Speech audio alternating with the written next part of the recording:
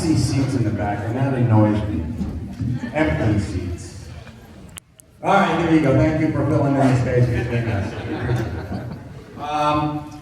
Before we go out to the audience and start fielding questions that you have, Ming's got a couple of his own. I do. Now, I just heard, I just got back from a con in Dubai. Yes. In which they're a little more modest there. It's not Asian.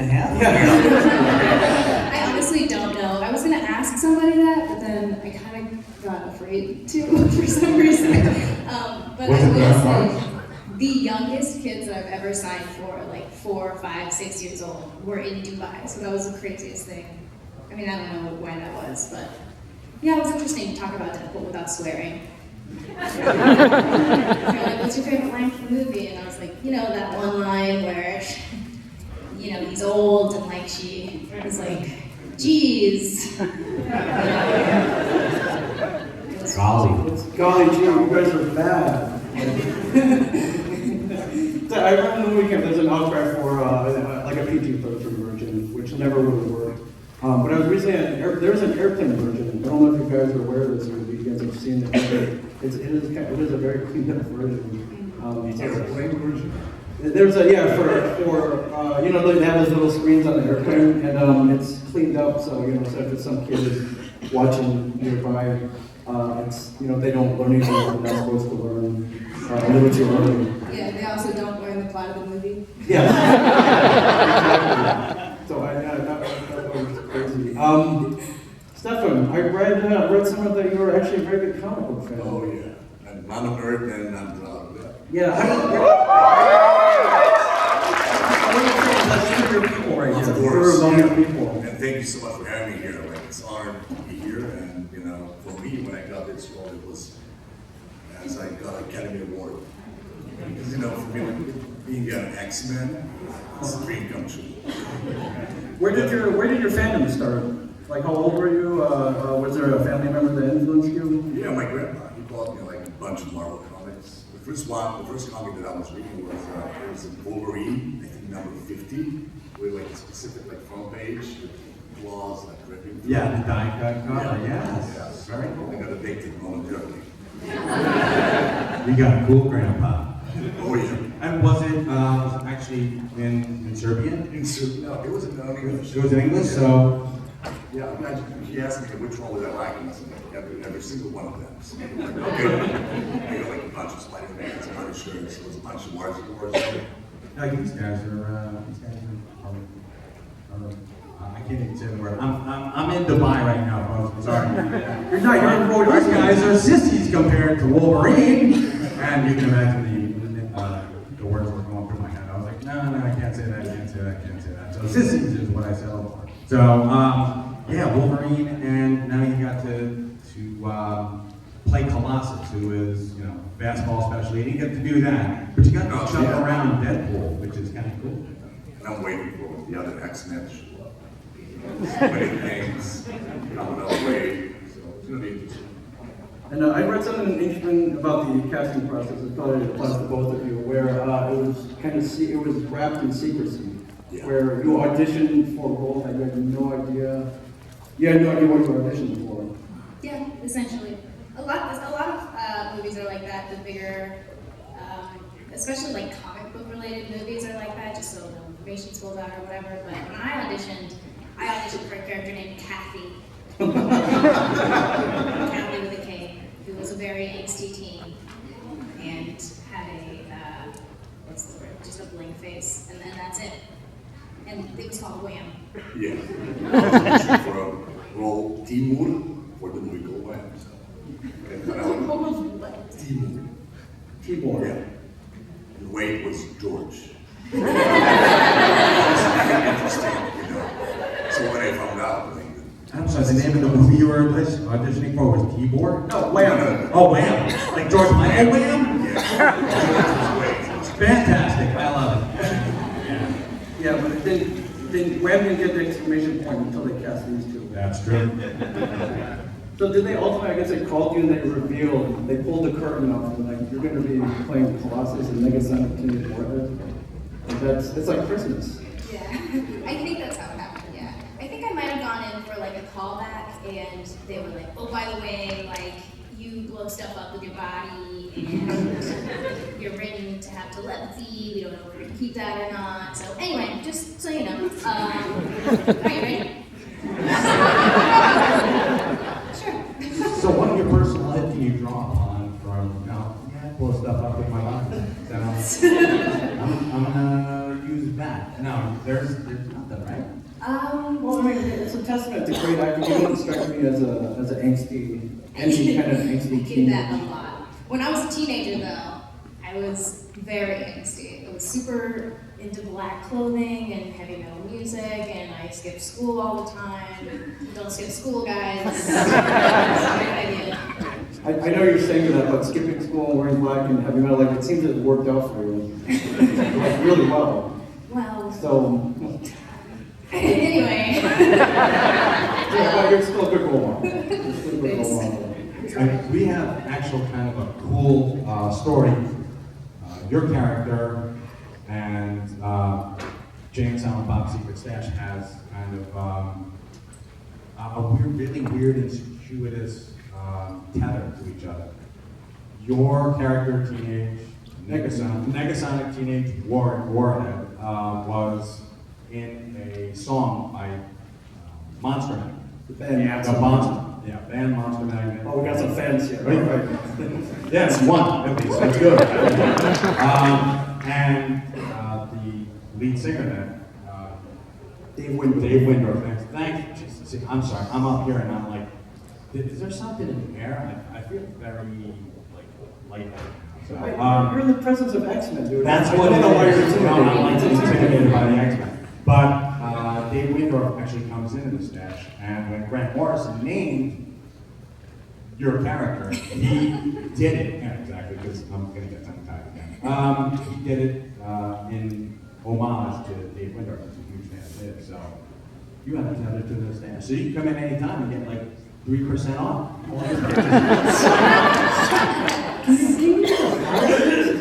I'll give her 10, but Walt will drop it down to like 2, and then we'll have to meet somewhere in the I middle. think the rule at our stores, if you portray a live-action comic book character, a major one at that, like, you should have this 5 to 10%. Is that really? I can hack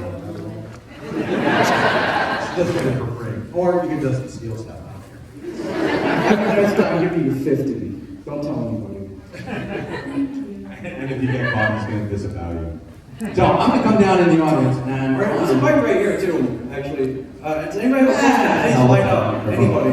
You can ask anything. I know you're... Raise your hands, I'll come to you. Or, yeah, we can do it all the way in the back. I see one hand. One hand way in the back here. But my favorite scene was the scene that was originally written in where Negasonic has a fight with Angel Dust. And they get into it. And it was only, I think it was really fun because it was great feeling like I could actually hurt Gina Carano. Like, I felt super empowered, you know. I was also really upset that I wasn't in there because it was like my favorite part. It was super cool. But anyway, it's on the deleted scene, so check it out. Well, for me, definitely the final monologue, 4 or 5 moments. That's all it takes.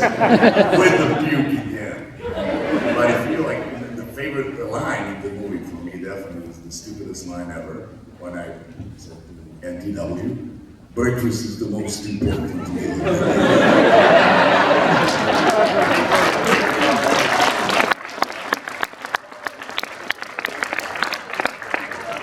As far as the action scenes go, like how much did you get to do a lot of it yourself? I know you have a dance background, right? So you were able to. I do have a dance right now. I stopped it a little bit. I'm sorry. I'm a big fan. Yeah, I got to do probably 50 or 60% of myself, but I also had a stunt double who was amazing. Like, she was so talented, super great at martial arts, and so I was stoked to have her do a lot of the stunts because she looked good doing it, and I was like, dang, you look good. And Stefan, you did a lot of motion capture? No. No, I mainly did like facial expressions. Facial expressions, okay. Voice, and I'm hoping you're gonna see myself as Peter. Let's coach in the future. Oh, okay, yeah. Yeah, well, my stunt double was in a computer. So, lots of fights for me. Really very upset. Well, even like we know we cannot tell them, there's like ancient Hollywood rule called NDA.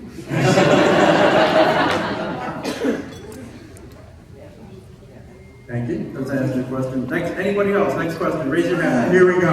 All the way over Just here. because she's standing right here. Hello? Hi. I was wondering, what's your favorite fail that's ever happened on set? Your favorite what? Yeah. Favorite fail. Oh, favorite fail. What was your favorite fail on set? You're talking like embarrassing moments, like something that would make the Blooper. like blooper reels. Well, when we were filming the taxi scene, there was a man named Andre who was there for CGI purposes. He was basically the stand-in, and then hi! And then they just put Colossus over him. So we were all just in that taxi, and it was really hot because we were actually in the studio with a bunch of lights. It was terrible. And I guess someone passed gas. I don't know who that was. It was not me. Seriously. But nobody admitted to it, so that was awkward. Brianna, you can say fart. It's alright. Oh yeah, we're not in Dubai now. Yeah, far. I do like how you're classing this up, though. Hootie.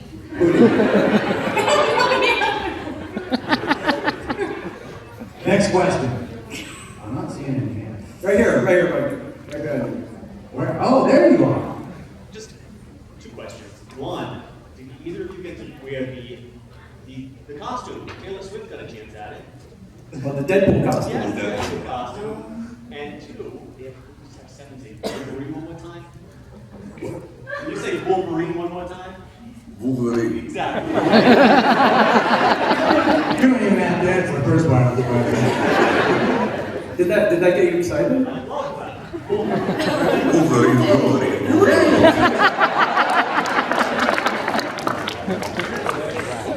Who else has got a question? Raise your hands high. Right here, Mike. There you go. Hold on, I'm going over to. Oh my God. All right, Pirate Deadpool. Holy crap, this is this isn't sure to wear this costume. Were there any pranks pulled behind the scenes? Pranks. Oh, pranks. Pranks behind the scenes, folks. I don't know. We get this question a lot, and if there were any pranks I put on, I was not a part of them, so like that's rude. I don't think that we were really pranking, especially because people on set were a little more on the stress side about budget cuts and making the movie legitimate, and so I think all of that kind of creative energy really went into the script and into improvisation and all of that kind of stuff, rather than like pranks, just because we literally did not have the time to waste. Except for 40 tabs. That's pretty much. That's not a prank. That's a bodily function. Yeah, you say tomato. Right up here, Mike. Mike. Right up Ah, here. you're right in right. front. You? You could have just grabbed this one? No, I don't. Hi. You seem very happy, very friendly, and very smiley. So, how did you work on your resting bitch face? Do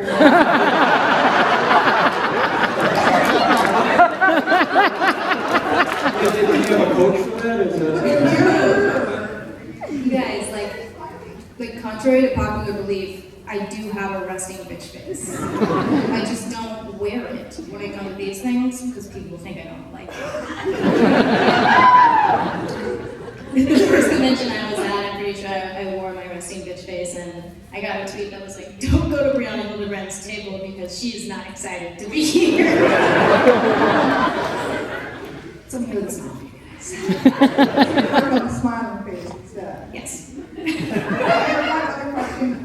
Did you enjoy working in an action movie, and what would you like to do next, like a drama or anything other than that, or would you like anything else? Yeah, I mean, I loved action. Action's really cool, especially all the stunt parts that I got to film was really fun. I'd love to be in action movies again. My heart's really in drama. I had a movie come out probably last month called First Girl I Loved. And it's released on iTunes now, so you can watch it if you want. But it's a drama. It's a love story between two girls in high school. And also, I just recently was in a movie called Tragedy Girls, which is like a horror comedy movie. That was super fun to film. There's like lots of gore. And also, I got to work with Alexandra Shipp. I don't know if you guys know who Alexandra Shipp is, but she played Storm in X-Men Apocalypse. So that was really cool to meet her and the cast and stuff. But yeah, I'd like to work in all genres, I think. Did I see you get a producing credit as well? Yes. Is that something you would pursue? Was it fun? Yeah, it was fun. Yeah, possibly. It all just depends on the project. I really love character work. So. Thank you. Man, your stalking skills are I'm really good at Google as well. God. Next question. Sir. Who was your favorite person to work with on the set?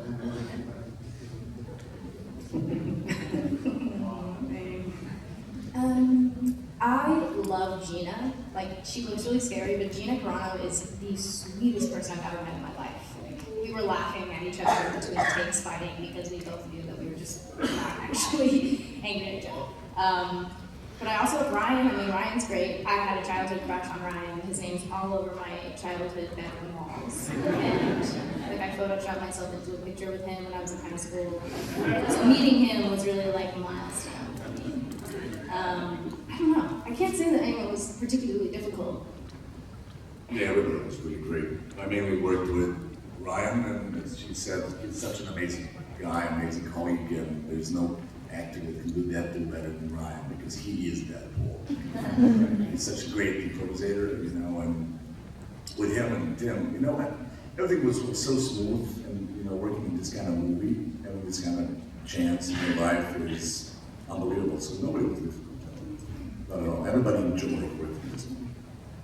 Yeah, and I think as a fan, like, we really have to thank Ryan Reynolds for just keeping the integrity of Deadpool. I mean, we read the horror stories about the directions it could have gone, and he really reined it back. And, Yeah, we all saw it.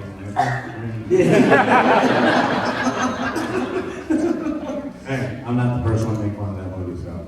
Mike, as a compliment, did he redeem himself?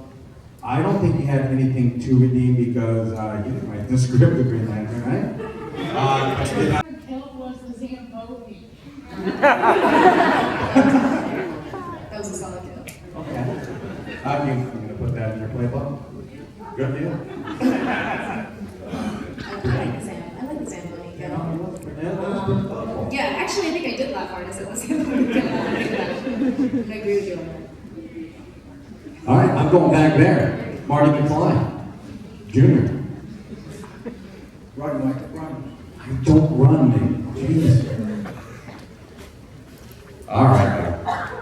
Hello.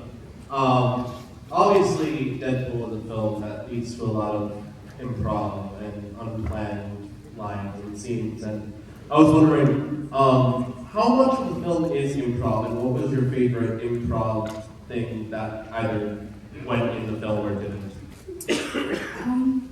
I'd say when we were filming, probably like 30% of what we did was like improvisation, mostly Ryan's improvisation. So we would take probably 5 or 6 takes of a scene, and then we would just go over it again, and he would add his own spin on it, or do whatever he was thinking about. But the scene at the mansion when Negasonic opens the door, that's probably the most improvised scene that I can remember, at least, that I was there for filming. And it was only terrible because he kept making me break character. It was so bad. But he's hilarious. But yeah, I would say that's the most improvisation of the entire thing. Yeah, the one that I love is the puking thing. Tim Miller, he cannot stand somebody gagging or so he leaves the studio and so I like to improvise and like do millions of different versions of puke. Why?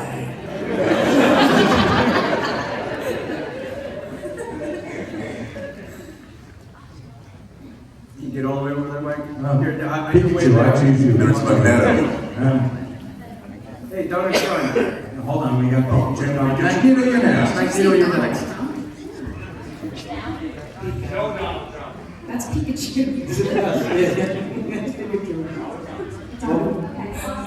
Hi. I have 2 questions for Stefan. One is, how long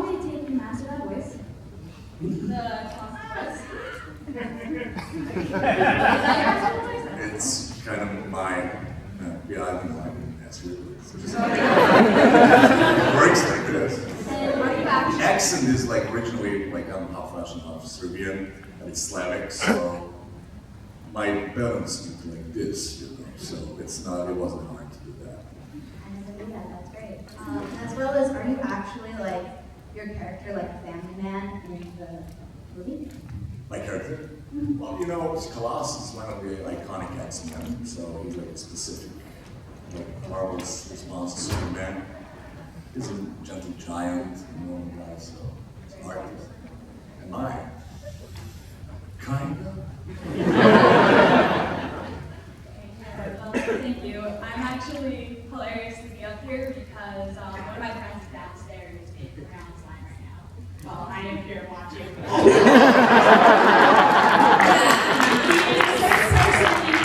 So you'll be seeing me later. Awesome. All right, thank you. It should be up here. You have to throw in your Why would you You look have there? to. This is where the party's at. Just say, are you the first man around? Get off. I'm gonna meet him. I have a question for Stephanie. Well, I need some advice from Colossus. Do you have any words of advice? Because, you know, you're a real nice guy, and she thinks I'm a real nice guy. So, what would Colossus say to me, you know, as words of advice? Colossus approves the relationship or friendship, and if you have any trouble, I will protect you. Is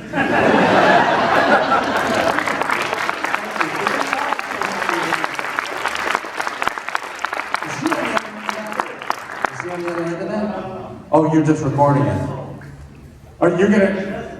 Okay. She's not. I'm assuming she's done in here. Okay. All right. That's good. I don't know. We should. You're getting the master of magnetism. Of course, she's gonna say yes. I think you have a side business here. Sorry. Like Colossus is dating Colossus, you. the love guru. Yeah, the love guru. Ah, there we go. Right here in front, buddy. Very open. I grew up in Texas, and I was very open in Texas at my very Republican school, and you know, it was fine. I was always okay. But when I was looking for agents, I met with a few who mentioned to me that they wouldn't have any problems hiding my sexuality or hiding all of this kinds of stuff, which was really strange because I didn't ask them to help me hide anything. They just assumed that I would want to. So that was difficult, I think, realizing that people are going to want to keep things under wraps about you for your career. But I think that it's only really helped me so far. And I know Tumblr definitely loves you. Yes, I love Tumblr, so that's amazing. But also, one of the coolest parts about coming to these conventions everywhere is all of the queer people that I get to meet, all of the young kids who are super inspired by me or who are just excited to meet me because they feel like they can relate to me. That's the coolest part about coming to these, so I don't regret being open about anything. Thank you.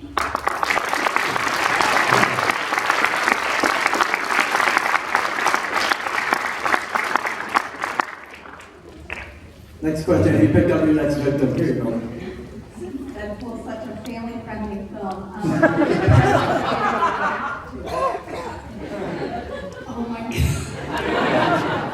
My dad was stoked. My dad's really chill. He was like, oh my god, that's awesome. My brothers are like 30 years old now, so they were excited, except for the one that just had a kid. I don't know if he's even seen it, so. But my grandmother went to see the movie, and she was so excited. And then the first thing she says to me when she gets out, she's like, you know, I am just so proud of you because you are the only character who did not say a bad word.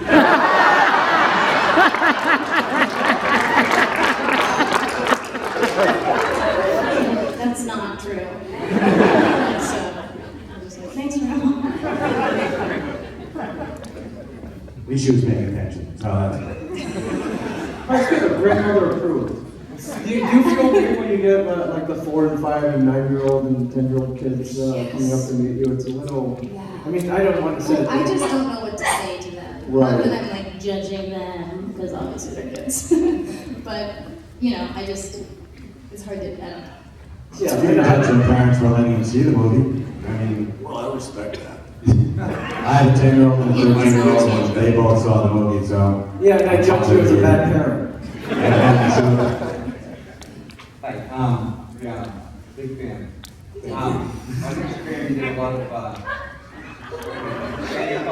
for guitar, angelic voice. Do you have any favorite song for your music at all? I'm sorry, I didn't hear like the first half of your Oh, I'm question. sorry. On Instagram, you sang a couple times, you play guitar, great voice, angelic almost. Do you have any plans for your music as well, or are you just taking a movie right now? Yeah, absolutely. Well, recently I've been on this movie kick, but yeah, thank you. It's working well.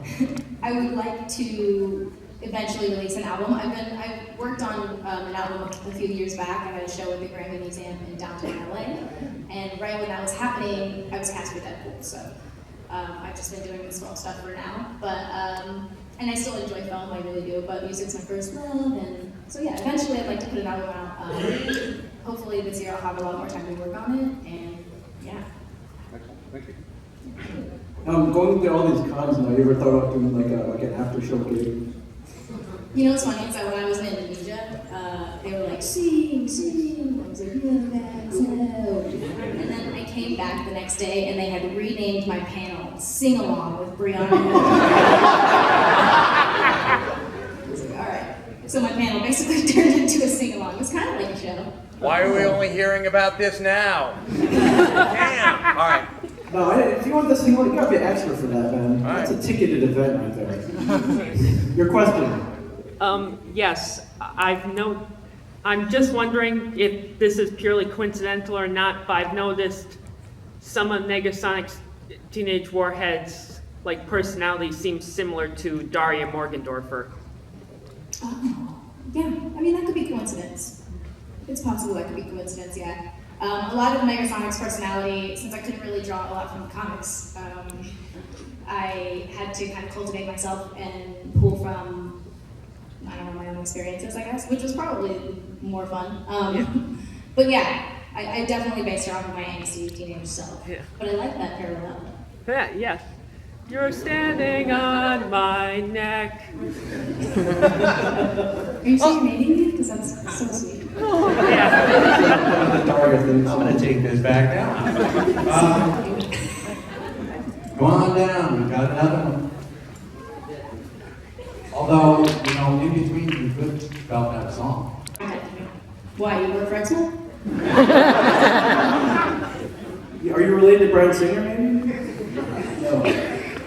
Although in the world where everybody can play two superheroes now, Ben Affleck, Chris Evans, is there another superhero that you'd be dying to play if it wasn't for the ones that you played already? Well, I would like to play a villain because I'm kind of Slavic, and that's one of the characters that I really love, and it's Kraven the Hunter.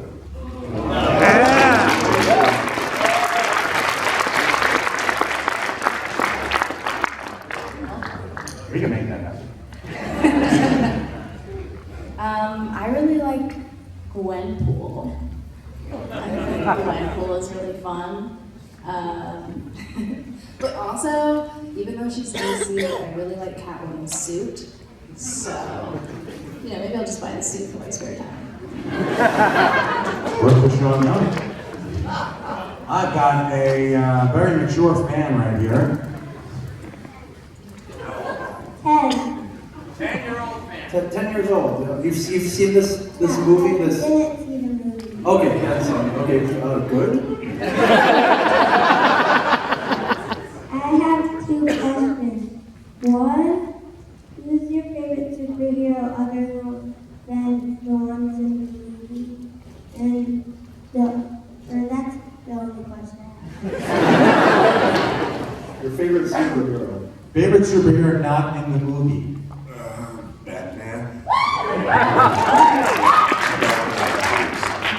like Batman too. I was super into Batman in high school when I was very angsty. Yeah, Batman rocks actually. I'm gonna agree with you on Batman. Don't tell Marvel, please.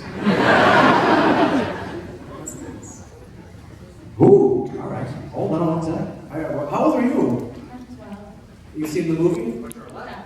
No, okay. Your question. How do we prepare for our roles? I do a lot of journaling. I really like to write, and usually when I work on characters, I like to write as the way I imagine them thinking, so that later I can reflect on their thoughts and kind of get into their heads in that way. I also made a playlist on Spotify for Negasonic Teenage Warhead. That was fun. Is that playlist public? Yeah, look it up on Spotify. Oh man, okay. But yeah, that's how I prepare. And did you work in a backstory?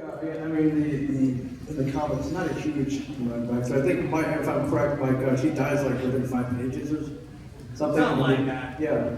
Yeah, she's in like 2 comics and she does. Yeah, did you come up kind of create your own backstory? Yeah, I kind of had to, yeah. But then I talked to Tim about it, and Tim had his own ideas. Everyone really had their own ideas about what they wanted her backstory to be. But really, all of them gave her angst, so, you know. Also, I did a lot of Muay Thai before filming. Yeah. Well, I had like huge help from Tim, but generally, you know, as I said, as a comic book geek nerd, you know, what's the best thing in the world, like to prepare for the movies, to go to the comic books, you know, like reading all the X-Men comics all the time. So, you know, I enjoyed every single moment, and I was playing with that role, so it was See him at all. true, as I said. It's really easy to get into the thing that you pull it when you know about from the moment you're born. Almost. I come back to the green room and he's not in there. He was still looking at the BB-8s after the panel. He bought like 3 of them. It's like, Dad, you only have 2 arms. That's what I said. What are you doing? Anyway. Hi. Brianna, I was wondering, I love like your relationship, your character's relationship with Deadpool, and I was wondering if you and Ryan Reynolds actually like had that kind of relationship with each other, like older brother, younger sister kind of relationship. Yeah, kind of in a way. We definitely built like a more friendly bond, and I think that the relationship between Deadpool and Negasonic reminds me a lot of my relationship with my brothers who are older than me. But yeah, a lot of the time Ryan was, you know, in his little tent, like rewriting or like studying really hard, and so everyone was like, don't get Ryan's way, don't get Ryan's way. But yeah, I think that Ryan's great, and Ryan is the kind of person who can have that relationship with literally anybody he meets. Thank you. Awesome. No double dipping. Come on, Deadpool. You have to dip in it? Do I trust him? He says it's a good question. Like tweeting something, like about, you know, something about her clothes, or just something completely irrelevant to what's happening, actually. How about Snapchatting an angsty poem? Yeah. All right, cool. And Can I get 2 Chris high fives from you guys? I think you know it's a little more. 2 Chris high fives? 2 high fives? 2 high fives? Oh, air high fives. No, you can sit down now. Thank you. Don't touch the towel. Yeah, no, don't touch it. Next question. Hi. Snatch that right from I her. know, right out of there. Your question.